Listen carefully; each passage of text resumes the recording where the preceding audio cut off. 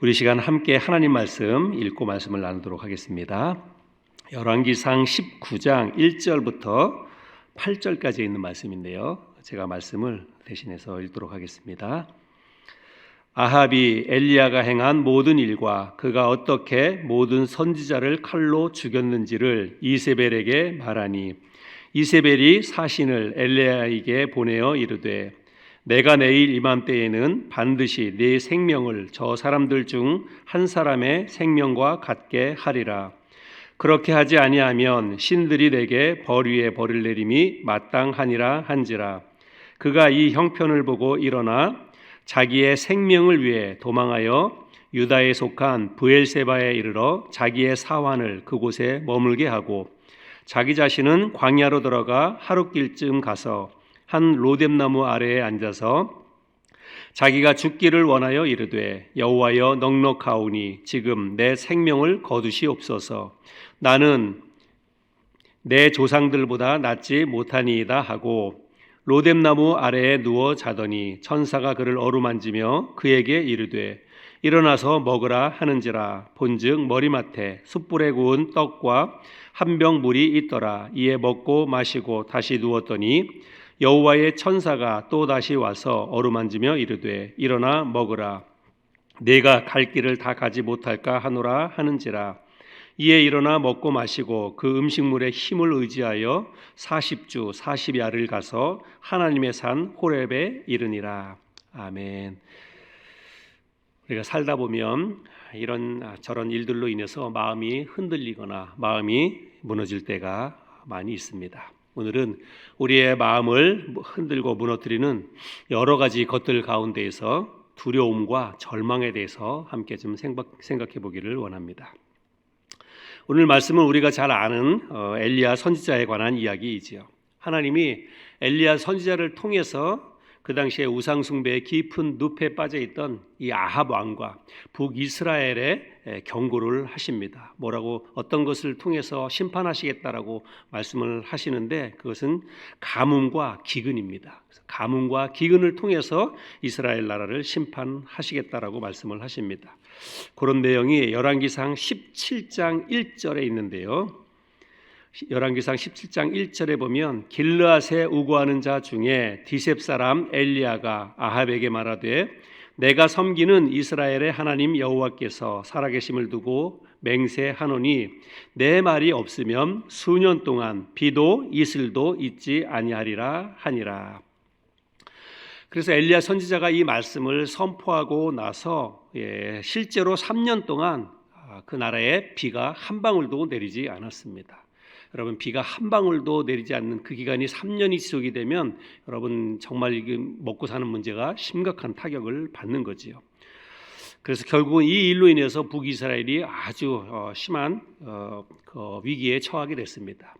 그런데 이 아합 왕은 이 일이 엘리야 선지자가 그 말씀을 선포한 이후로 이런 일이 일어났기 때문에 엘리야 선지자를 죽이기로 작정을 합니다. 그리고 엘리야 선지자는 이제 그 이야기를 전해 듣고 나서 광야로 피신을 가게 되죠. 그래서 광야에서 지내는 동안에 하나님께서 엘리야 선지자를 까마귀를 통해서 먹이시고 또 사르밧 과부를 통해서 먹이시는 그런 내용들을 우리 성경을 통해서 우리가 익히 알고 있죠. 그런데 이제 3년의 시간이 지나갈 무렵에 하나님께서 엘리야에게 다시 나타나셔서 뭐라고 말씀하시냐면 내가 지면에 비를 내려줄 테니까 빨리 아합에게로 가서 그 소식을 전하라 이렇게 이야기를 합니다. 그래서 하나님의 말씀에 순종해서 엘리야 선지자가 아합 왕을 만나러 가지요. 그래서 결국 아합 왕을 만나게 되는데 아합을 만나서 이렇게 이야기를 합니다. 열왕기상 18장 17절 18절인데요. 엘리야를 볼 때에 아합이 그에게 이르되 이스라엘을 괴롭게 하는 자여 너냐? 그가 대답하되 내가 이스라엘을 괴롭게 한 것이 아니라 당신과 당신의 아버지의 집이 괴롭게 하였으니 이는 여호와의 명령을 버렸고 당신이 바알들을 따랐음이라. 그래서 아합 왕은 엘리야 선지자를 보자마자 네가 이스라엘 나라를 괴롭게 했다라고 이야기를 하죠. 자기 자신의 죄는 깨닫지 못하고 오히려 엘리야 탓을 하는 것을 보게 됩니다.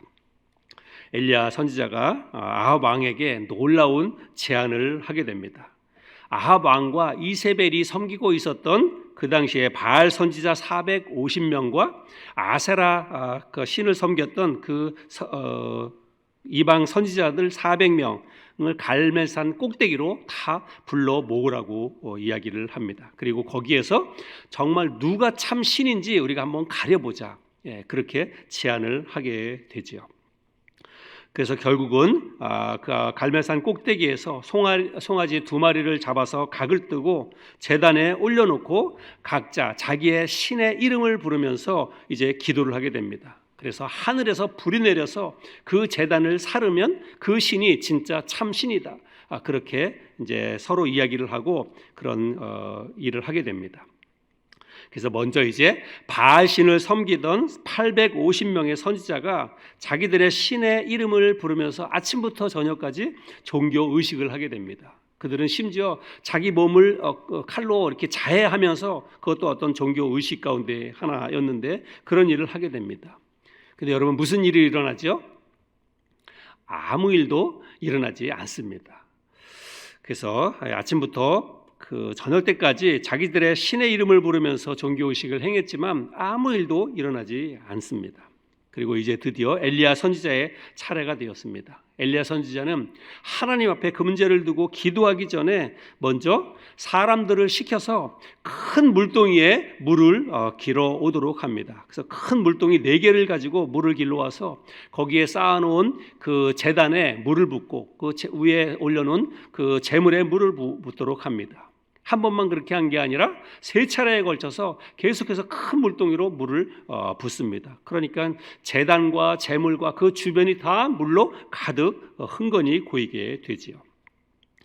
엘리야 선지자가 그렇게 했던 것은 우연의 가능성을 차단한 것입니다. 혹시라도 바람이 불거나 다른 어떤 원인 때문에 불이 났다, 불이 붙었다 그렇게 사람들이 이야기할까봐 그런 모든 가능성을 차단하기 위해서 그렇게 한 것입니다. 위대한 정복자인 나폴레옹이나 줄리어스 시저, 바이킹 같은 사람들은 전쟁에 나가서 전쟁을 치르다가 육지에 도달하면 자기들이 타고 왔던 배를 다 불태워 버린다고 합니다. 왜냐하면 테러를 차단하는 것이지요. 한 고조의 명장이었던 한신도 전쟁에서 전세가 불리해지면 오히려 강물을 뒤에 두고 거기다가 진을 친다고 합니다. 왜냐하면 뒤로 돌아가면 이제 강물에 빠져 죽을 수밖에 없으니까 그래서 강 뒤에다 진을 치고 이제 오직 앞만 보고 전쟁을 치르도록 병사들에게 그렇게 했다고 합니다. 그래서 그것에서 배수의 진이라고 하는 말이 나온 거죠. 그래서 병사들은 어차피 죽을 거 이제 그냥 전쟁을 싸우다가 죽자라고 하는 그런 마음으로 전쟁을 치렀다고 합니다. 엘리야 선지자도 이제 그와 같은 심정으로 이런 제안을 한 것입니다. 만약에 자기가 그런 제안을 했는데 하나님께서 역사하시지 않으면 그는 엘리야 선지자는 그 자리에서 죽임을 당할 수밖에 없는 것입니다. 그런데 결국 엘리야 선지자가 그렇게 하고 난 다음에 하나님 앞에 간절히 부르짖어서 기도하게 됩니다. 그때 어떤 일이 일어나나요? 18장 36절부터 38절까지인데요. 또 제가 한번 읽어보겠습니다. 저녁 소제 드릴 때에 이르러 선지자 엘리야가 나아가서 말하되 아브라함과 이삭과 이스라엘의 하나님 여호와여 주께서 이스라엘 중에서 하나님이신 것과 내가 주의 종인 것과 내가 주의 말씀대로 이 모든 일을 행하는 것을 오늘 알게 하옵소서. 여호와여 내게 응답하옵소서. 내게 응답하옵소서. 이 백성이 주 여호와는 하나님이신 것과 주는 그들의 마음을 돌이키심을 알게 하옵소서 하매 이에 여호와의 불이 내려서 번제물과 나무와 돌과 흙을 태우고 또 도랑에 물을 핥은지라. 하나님께서 엘리야 선지자의 기도에 응답하셔서 불로 제단을 살라 주셨습니다. 결국 목숨을 건 이 대결에서 엘리야 선지자가 승리를 하게 되죠. 그리고 엘리야 선지자는 그 자리에서 쫓아가서 850명의 거짓 선지자들을 모두 다 죽이게 됩니다. 엄청난 영적인 전쟁에서의 대승리였죠. 근데 이런 대승리에서 승리한 이 엘리야 선지자는 이제 아마 마음속에 틀림없이 커다란 자신감이 생겼을 것입니다. 하나님에 대한 마음의 믿음과 확신이 생겼을 것입니다. 이 일이 있기 전까지만 하더라도 엘리야 선지자는 많은 환난과 핍박을 받았습니다.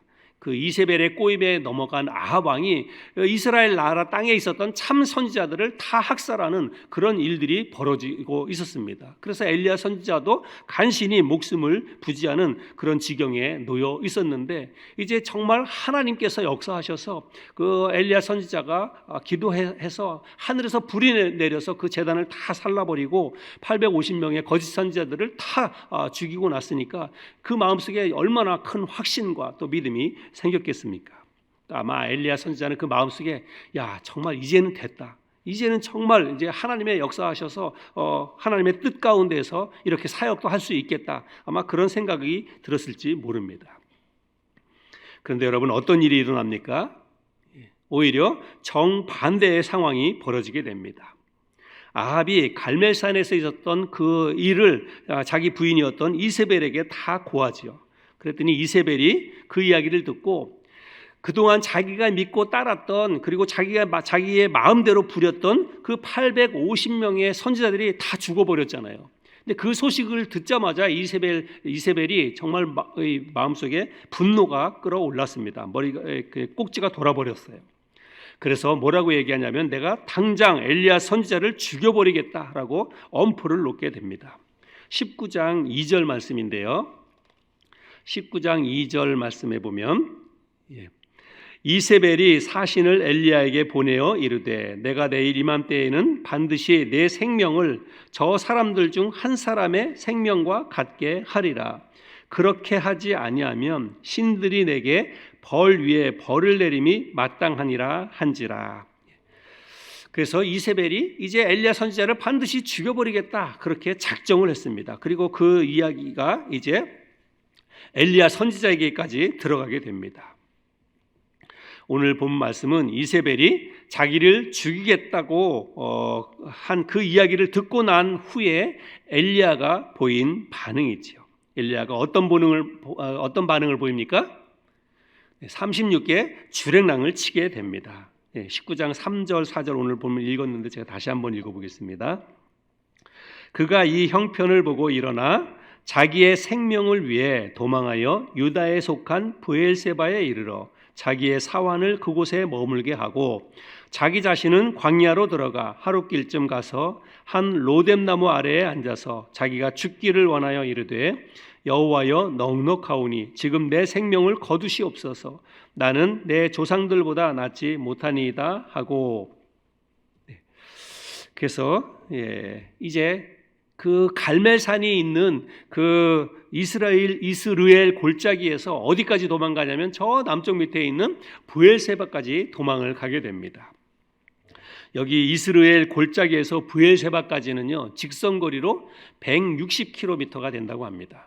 제가 오늘 아침에 저희 집에서 출발해서 여기 새삼교회를 내비를 찍고 왔는데요. 내비를 찍으니까 뭐 어떤 길은 48km, 어떤 길은 51km 이렇게 걸리더라고요. 대략 한 50km 정도 되거든요. 그러니까 이 지금 그 엘리야 선지자가 도망간 거리는 제가 지금 아침에 왔던 아침에 차가 안 막히니까 뭐 100km에서 뭐 한 110km 이렇게 놓고 달려왔거든요. 그렇게 놓고 달려왔는데 50분 걸렸어요. 그런데 그 거리의 3배니까 여러분 얼마나 먼 거리입니까? 160km면 정말 엄청나게 먼 거리입니다. 근데 그 먼 거리를 엘리야 선지자가 뒤도 돌아보지 않고 한 걸음에 달려 도망을 갔다는 것입니다. 죽음에 대한 두려움과 공포가 얼마나 컸는지를 알 수가 있지요. 그리고 그는 하룻길을 더 광야로 들어가서 아무도 없는 황량한 광야에 홀로 앉아 있었습니다. 그때 그의 마음속에 깊은 절망감이 몰려왔죠. 마음이 무너져 내렸습니다. 갈멜산 꼭대기에서 있었던 일은 이제 그에게는 아무런 의미도 없어졌습니다. 그래서 하나님 앞에 뭐라고 이야기하냐면 하나님 다 끝났으니까 차라리 나를 죽여주세요. 차라리 나를 죽여주세요. 그렇게 이야기를 합니다. 두려움과 절망으로 마음이 무너진 채 깊은 잠이 들었습니다. 그런데 그때 하나님께서 천사를 통해서 나타나셔서 숯불에 구운 빵과 물 한 병을 준비해 놓으시고 그를 흔들어 깨웁니다. 그리고 뭐라고 말씀하시냐면 일어나 먹어라, 일어나 먹어라, 이렇게 이야기를 하십니다. 우리 같았으면 어땠을까요? 이렇게 도망간 엘리야 선지자를 쫓아가서 야, 너 고작 이거밖에 안 되냐? 내가 하늘에서 불을 내려서 그 제단을 다 사르고 그 도랑에 있는 물까지 다 핥은 거 네가 네 눈으로 보지 않았니? 그런데도 불구하고 어떻게 나를 불신하고 이렇게 도망갈 수 있느냐? 그렇게 하나님, 우리 같았으면 책망을 하지 않았을까, 나무라지 않았을까, 그런 생각을 해보게 됩니다. 그런데 하나님은 엘리야 선지자를 책망하거나 다그치지 않았습니다. 마음이 무너져서 지쳐 쓰러져 있는 그를 어루만지시고 깨우십니다. 그리고 일어나 먹으라, 그렇게 이야기를 하십니다. 결국 엘리야 선지자는 하나님이 차려주신 그 음식을 먹고 다시 힘을 내지요. 그래서 하나님의 산 호렙산까지 밤낮 40일을 쉬지 않고 걸어갑니다. 그리고 그곳에서 하나님께서 다시 한번 엘리야 선지자에게 사명을 맡겨 주십니다. 이것이 오늘 본문의 스토리입니다. 저는 오늘 이 말씀을 나누면서 저에게 있었던 그 한 가지 일을 조금 나누려고 합니다. 여러분, 올 여름이 굉장히 더웠죠. 굉장히 더워서 많은 분들이 힘들었는데 저는 더위보다도 더 큰 일이 저에게 있어서 올 여름 제가 굉장히 힘들게 보냈습니다. 어떤 일이 있었냐면 제가 올 여름에 대상포진이 걸렸었어요. 여러분, 대상포진 뭔지 아시죠?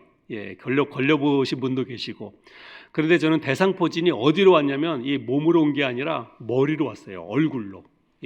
오른쪽 얼굴로. 대상포진은 보면 이렇게 한쪽으로 온다 그러더라고요. 한쪽으로.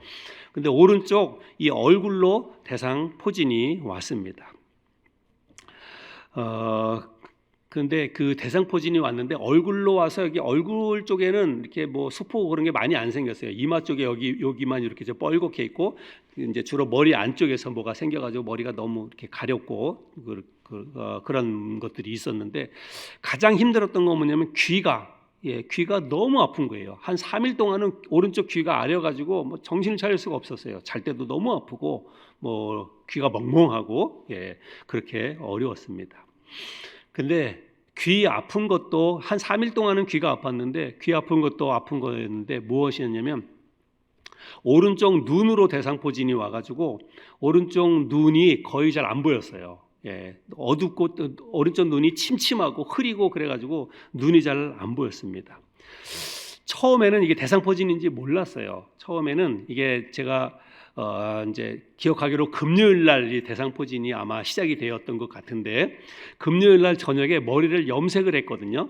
그래서 이제 머리를 염색하고 났는데 얼굴이 오른쪽으로 자꾸 뿔긋뿔긋한 거예요. 가렵고.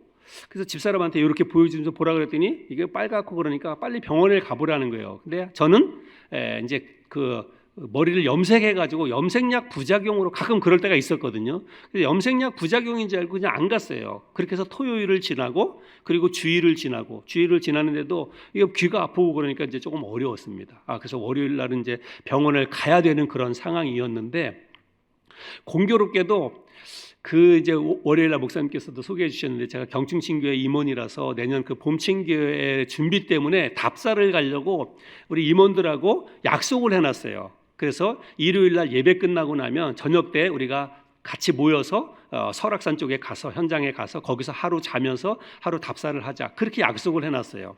그래서 일요일 날 예배 끝나고 나서 일요일 날은 뭐 병원 갈 수 있는 상황도 안 되고 그래서 이제 임원 목사님들을 만나서 같이 그 이제 속초를 갔습니다. 근데 그날 저녁 때 자고 그러는데도 힘든 거예요.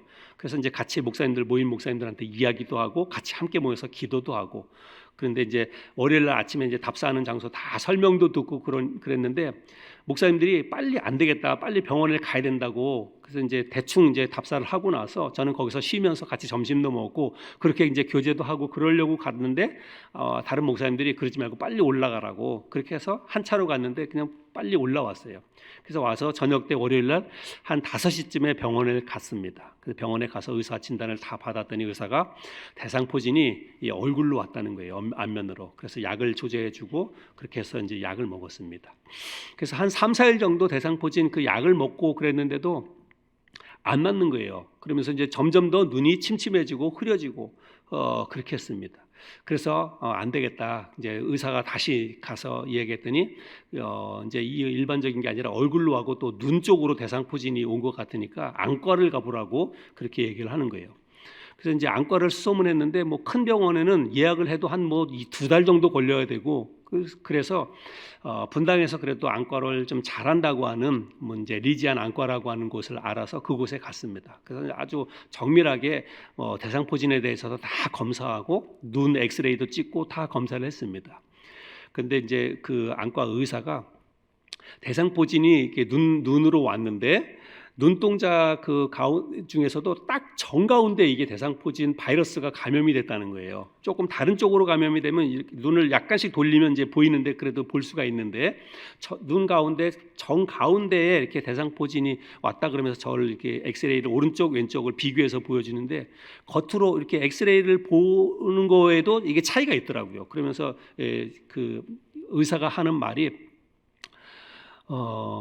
대상포진이 이 각막을 손상시켰기 때문에 이게 잘 안 보이고 흐릿하고 그렇다는 것입니다.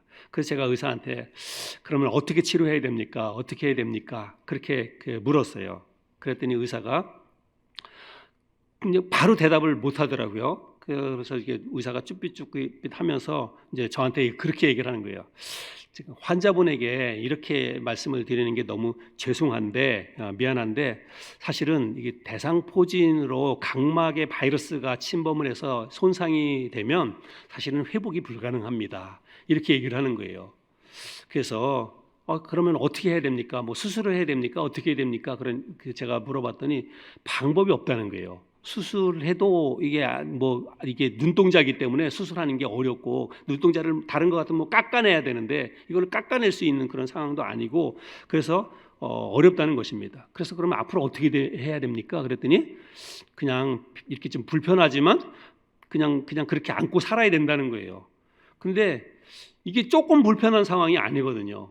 그래서 제가 이렇게 주로 이제 뭐 성경책을 보고 그리고 컴퓨터 앞에 앉아가지고 이제 뭐 설교 원고 치고 컴퓨터 보고 자료 찾고 그렇게 해야 되는데 도저히 그걸 할 수가 없는 거예요. 성경책이 안 보여요. 뿌옇고 흐리고 그래서 성경책이 안 보이고 컴퓨터 화면도 안 보이고 그리고 주로 이렇게 불빛 밑에 가면은 훨씬 더 이게 상황이 심각해지는 거예요. 그래서 조금 어두운 데 가면 조금 나아지는데 불 밑에 가면은 이렇게 글씨 이런 게 전혀 안 보여요. 글씨가. 그래서 제가 한 2주 동안은 설교 강당에 서서 설교 원고 자체가 안 보이니까 너무너무 설교하는 게 너무 힘들었습니다. 근데 이제 의사의 말을 듣고 제가 집으로 돌아오는 그 동안에 너무너무 마음이 낙심이 되는 것이었습니다.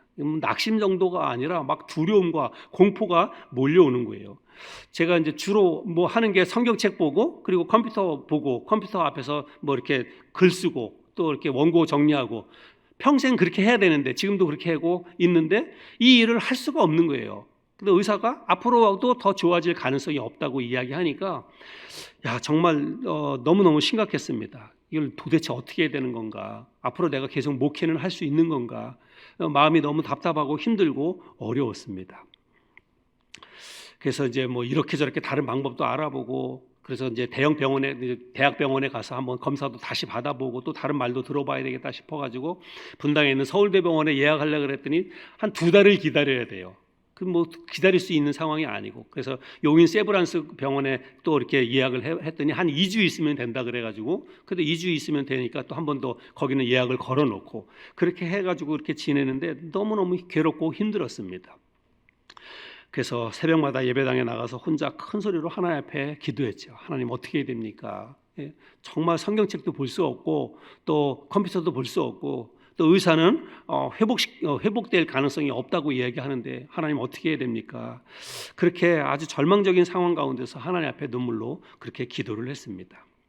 그런데 새벽에 그렇게 계속해서 정말 답답한 심정을 가지고 낙심해서 그렇게 기도하는데, 기도하는 중에 제 마음속에 이런 그 음성이, 하나님의 음성이 들려오는 거예요.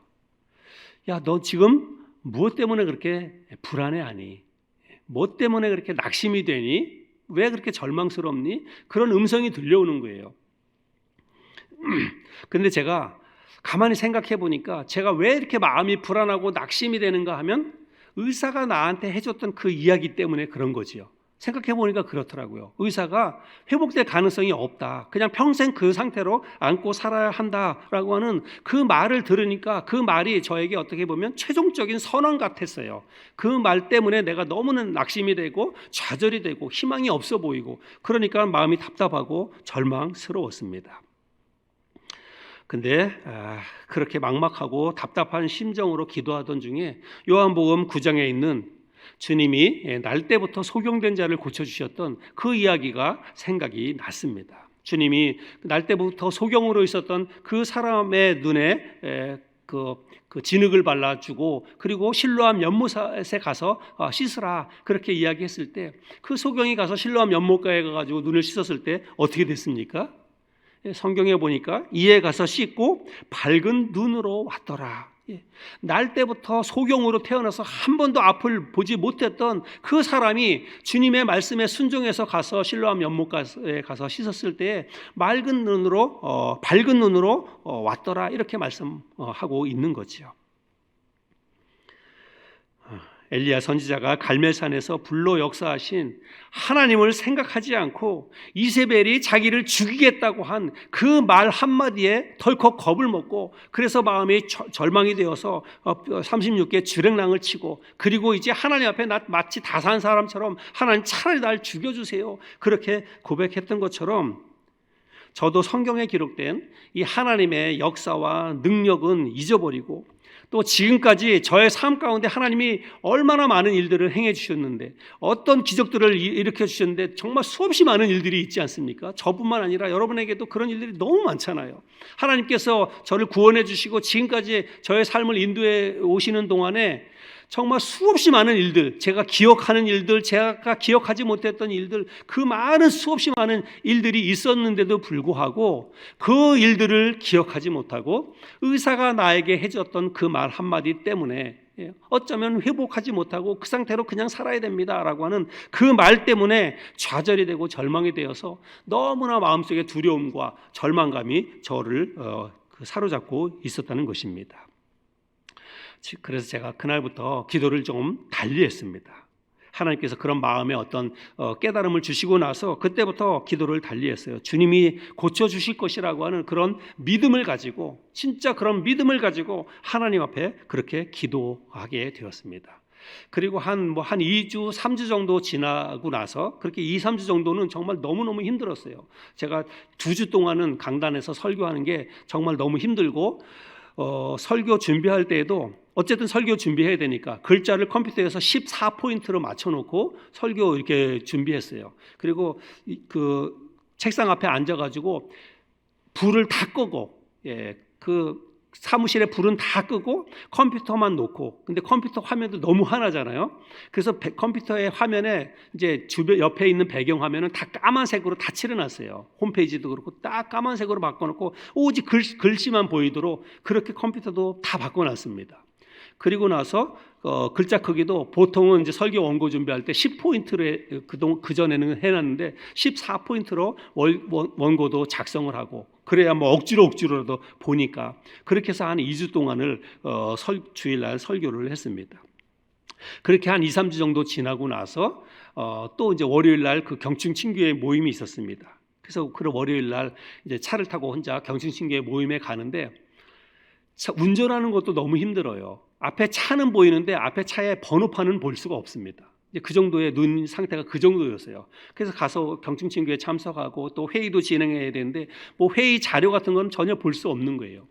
근데 이제 그때 우리 임원 우리 경춘신교회는 이제 모여서 같이 예배 드리고 나면 함께 합심해서 기도하는 시간이 있는데, 기도 인도하는 그 목사님이 저의 상태를 아시고 이제 기도 부탁을 한 거예요. 그래서 경춘신교회 목사님들한테 기도 부탁을 하고, 그래서 제가 조금 더 제 상태에 대해서 좀 설명을 하고, 그래서 합심해서 경춘신교회 목사님들이 단합해서 합심 기도를 했습니다. 그때 뜨겁게 그렇게 기도를 해줬어요. 그리고 나서 그 다음 날이 또 이제 뭐 전국친교회 운영위원회 모임이 있는 날인데, 그때도 또 제가 참석을 했는데 목사님들이 이렇게 저렇게 소문이 난 거예요. 또 그래서 목사님들이 그 자리에서도 또 저를 위해서 또 합심해서 또 다 같이 기도해주고, 그래서 여러 목사님들이 그렇게 기도해주고 또 소문이 나가지고 또 뭐 이제 홈페이지에서도 또 저를 위해서 기도해준다 그러고, 우리 목사님께서도 저를 위해서 기도해준다 그러고, 그렇게 해서 여러 목사님들이 그렇게 기도를 해주셨습니다. 근데요, 그렇게 목사님들이 합심해서 기도하고 또 우리 교회 성도님들이 합심해서 기도하고 한 3, 4일 정도 지나고 나서요, 정말 기적과 같이 놀라운 일이 벌어졌어요. 그 뿌옇고 침침하고 안 보이던 그런 것들이요, 싹 사라졌어요. 그래서 제가 가장 힘들었던 게 뭐냐면, 화장실에 들어가서 세수하고 거울 볼 때가 너무 힘들었거든요. 왜냐하면 화장실 타일이 다 하얗잖아요. 하얗고 거울이 있고, 그래서 불빛 밑에서 볼 때 제가 제 얼굴을 제대로 볼 수가 없는 거예요. 그러니까 너무너무 답답하고 이걸 막 가서 씻어내리고 싶고, 제가 제 눈동자를 이렇게 막 씻어내리고 싶은 그런 지경이었는데, 화장실에 들어가서 제 얼굴 보는데요, 그 뿌옇고 침침하고 이렇게 해서 눈동자를 따라다니던 것이 없어져 버렸어요. 네. 그래서 저는 제 삶 속에서 정말 하나님의 놀라운 기적을 경험하게 됐습니다. 예. 우리가 살다 보면 정말 두려움과 절망으로 마음이 무너질 때가 많이 있습니다. 뭐 꼭 이런 일이 아니더라도 뭐 인간관계 속에서든 어떤 일이든 경제적인 것이든지 정말 내 힘으로 할 수 없는 어떤 그런 일들이 있어서 우리의 마음이 무너져 내릴 때가 있습니다. 여러분, 그럴 때 왜 나의 마음이 낙심되고 무너지는지를 한번 생각해 봤으면 좋겠습니다. 내가 무엇 때문에 두려워하고 걱정하고 있는지 우리의 마음을 한번 점검해 보았으면 좋겠습니다. 하나님의 능력과 역사를 생각하지 않고 그저 눈앞에 벌어진 일과 사람의 말에 우리의 마음이 흔들리고 내 마음이 요동치고, 그것 때문에 우리의 마음이 낙심되는 것은 아닌지 우리 자신들을 돌아보았으면 좋겠습니다. 하나님이 어떤 분이신지, 지금까지 하나님이 나의 삶 속에서 어떤 역사를 일으켜 주셨는지를 우리가 생각해야 됩니다. 성경에 기록된 하나님의 능력과 하나님의 역사가 오늘 나의 삶 가운데에서도 그대로 일어날 수 있다고 우리가 믿잖아요. 그런데 어떤 상황과 환경이 오면 우리가 그런 믿음을 상실해 버립니다. 그저 일어난 일에만 내 마음을 빼앗겨서 마음이 낙심되고, 그리고 두려움과 절망 가운데 우리가 마음이 흔들리는 모습을 보게 됩니다. 오늘 우리가 이 말씀을 통해서, 그리고 저의 삶 가운데 있었던 일을 말씀을 드렸는데, 혹시 여러분의 삶 가운데 지금 여러분의 마음을 낙심하게 만드는, 절망하게 만드는 그런 힘들고 어려운 일이 있다면 이제 하나님의 역사를 한번 생각해 보시길 바랍니다. 그리고 지금까지 나의 인생 속에서 하나님이 어떤 기적을 행하시고 어떤 은혜와 축복을 베풀어 주셨는지를 한번 떠올려 보시기를 바랍니다. 그리고 성경 속에 기록된 그 많은, 수없이 많은 기적과 하나님의 놀라운 역사가 오늘 나의 삶 가운데에서도 동일하게 일어날 수 있다고 믿고, 그렇게 그런 역사를 일으켜달라고 하나님 앞에 간절한 마음으로 부르짖어 기도하실 수 있기를 바랍니다. 그렇게 기도할 때 하나님께서 우리를 긍휼히 여겨주셔서 우리의 간절한 부르짖음에 응답하셔서 우리의 삶의 문제를 해결해 주실 줄로 믿습니다. 그런 은혜와 축복이 저와 여러분의 삶 가운데 앞으로도 계속해서 많이 일어날 수 있기를 바라고, 그런 은혜가 있는 저와 여러분의 삶이 될 수 있기를 바랍니다.